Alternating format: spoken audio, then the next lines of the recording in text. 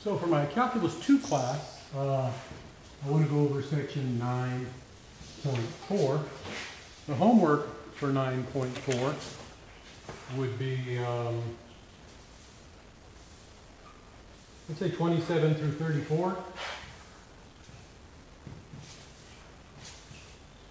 As usual, pick 5 and have them ready in your notebook for the week of May the 4th.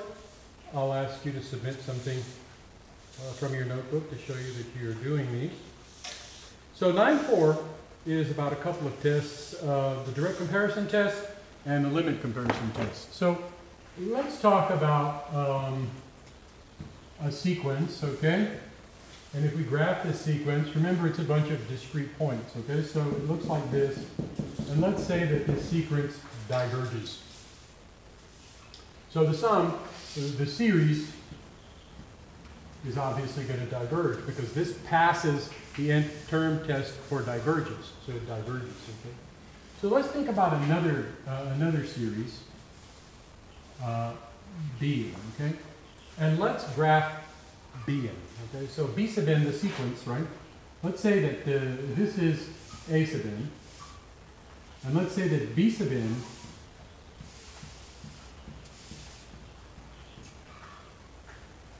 so B sub n is above A sub n. So in other words, for any n, B sub n is larger than A sub n, okay?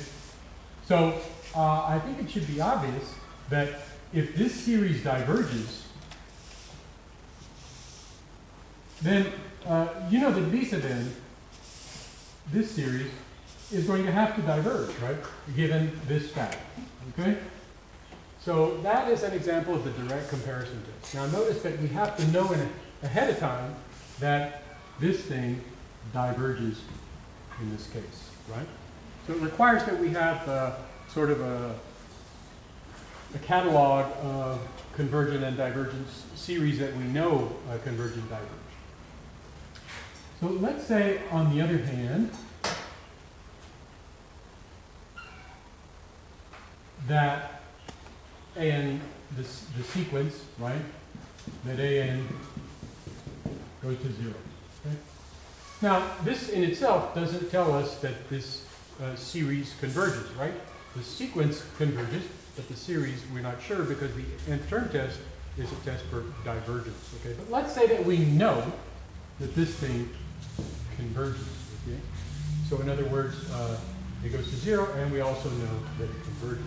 Let's say that for any n, B sub n is less than A sub n. So B sub n is down here. So B sub n, obviously also the limit of this sequence is also 0.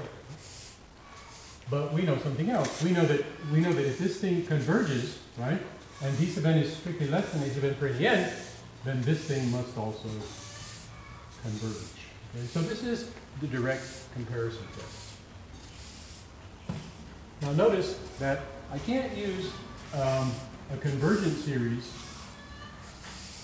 and compare it to something like this, yeah? So I know that an converges. Dn is bigger than an for all n, but that doesn't really tell me anything because it's not trapped in this area where anything is going to converge, right? And the same thing is true for divergent. If you have a divergent series, and then you have another series that's underneath it somewhere, it could still diverge. Right? So the direct comparison test requires these facts. True.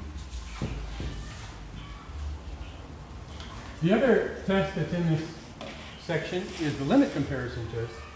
And again, we're going to need to know something about this series, okay? This is sort of a given. So, given that this thing converges, so we know it converges, right? And the question is, you know, what does this thing do, right? Well, we can take the limit as n approaches infinity, okay, of an over b. Okay? And if this is some real number L, okay, then these two things behave in the same way. So if this limit exists, gives you a nice answer, then we know that Bn does whatever A did. In this case, it converges. Okay? If this diverged, we know that it diverges.